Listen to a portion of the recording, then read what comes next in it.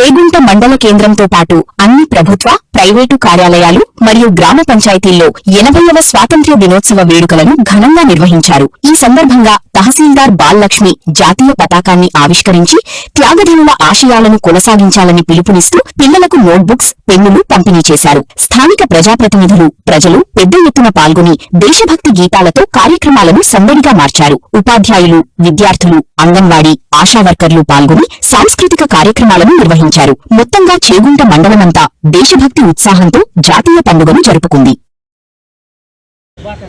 అందరూ సుఖ సంతోషాలతో పూర్తి స్వేచ్ఛ స్వాతంత్రంతో జీవించాలని కోరుకుంటూ అందరికీ నమస్కారం.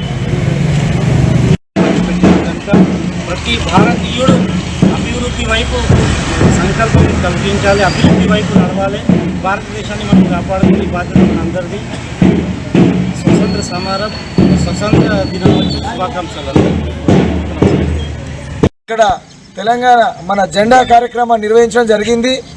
మరి ఈ సందర్భంగా మా చేగుంట మండల ప్రజలందరికీ స్వతంత్ర దినోత్సవ శుభాకాంక్షలు తెలియజేస్తున్నాము.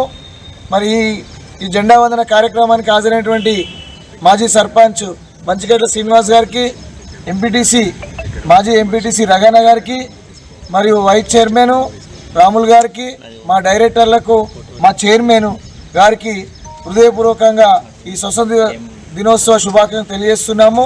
ఇదే విధంగా మనమంతా ప్రతి సంవత్సరం ఆనందంగా గడుపుకోవాలని ప్రజలందరికీ విజ్ఞప్తి చేస్తూ జై బోలో స్వతంత్ర భారత్ కి జై.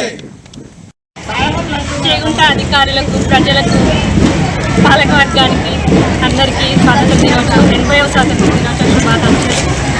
ఎందరో మహనీయులు తమ ప్రాణాలకు సైతం అర్పించి మనకు స్వాతంత్రం తీసుకురావడం జరిగింది.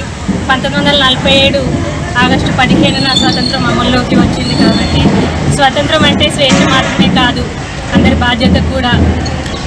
అలాగే స్వాతంత్రానికి అందరితో పాటు నేను కృషి చేస్తానని, అందరూ కృషి చేయాలని కోరుకుంటున్నాను.